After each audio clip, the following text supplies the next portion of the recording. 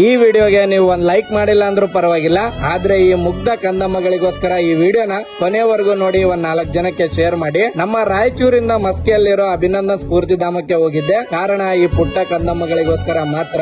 ಇಲ್ಲಿ ಬಡ ಮಕ್ಕಳು, ಅನಾಥ ಮಕ್ಕಳು, ಅಂಗವಿಕಲರು ಎಲ್ಲರೂ ಕೂಡ ಇದ್ದಾರೆ. ಹಾಗೆ ಓದೋದ್ರಲ್ಲಿ, ಆಟ ಆಡೋದ್ರಲ್ಲಿ ಕೂಡ ತುಂಬಾ ಅಂದ್ರೆ ತುಂಬಾ ಬುದ್ಧಿವಂತರಿದ್ದಾರೆ. ಈ ಒಂದು ಸ್ಫೂರ್ತಿ ಧಾಮನ ನಡೆಸ್ತಾ ಇರೋದು ಇವರೇ ನೋಡಿ. ಇವರಿಬ್ರು ಗಂಡ ಹೆಂಡತಿ ಅನ್ನೋದಕ್ಕಿಂತ ಈ ಸ್ಫೂರ್ತಿ ಧಾಮದಲ್ಲಿರೋ ಎಲ್ಲಾ ಮಕ್ಕಳಿಗೂ ತಂದೆ ತಾಯಿ ಅಂದ್ರೆ ತಪ್ಪಾಗಲ್ಲ. ಇವರಿಗೆ ಮದುವೆ ಆಗಿ 13 ವರ್ಷ ಆದ್ರೂ ಕೂಡ ಮಕ್ಕಳಿಲ್ಲ. ಆದ್ರೂ ಕೂಡ ಅದ್ರ ಬಗ್ಗೆ ಚಿಂತೆ ಮಾಡದೆ ಈ ಒಂದು ಸ್ಫೂರ್ತಿ ಧಾಮದಲ್ಲಿರೋ ಎಲ್ಲಾ ಮಕ್ಕಳನ್ನು ತಮ್ಮ ಮಕ್ಕಳ ತರ ನೋಡ್ಕೋತಿದ್ದಾರೆ.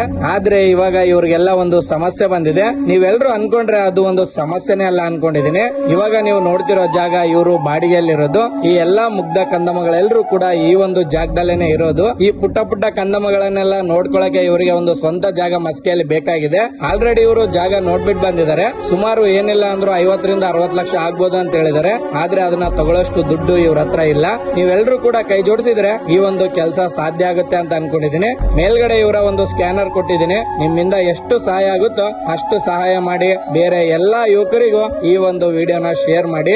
ಇವರಿಗೆ ತುಂಬಾ ದೊಡ್ಡ ಮಟ್ಟದಲ್ಲಿ ಸಹಾಯ ಮಾಡಬೇಕು ಅನ್ಕೊಂಡವರು ಮೇಲ್ಗಡೆ ಇವರ ಒಂದು ನಂಬರ್ ಕೊಟ್ಟಿರ್ತೀನಿ, ಅವರಿಗೆ ಕಾಲ್ ಮಾಡಿ. ಈ ಮುಗ್ಧ ಕಂದಮ್ಮಗಳಿಗೋಸ್ಕರ ನಿಮ್ಮಿಂದ ಆದಷ್ಟು ಸಹಾಯ ಮಾಡಿ. ಪ್ರತಿಯೊಬ್ಬರಿಗೂ ಕೂಡ ಈ ವಿಡಿಯೋನ ಶೇರ್ ಮಾಡಿ.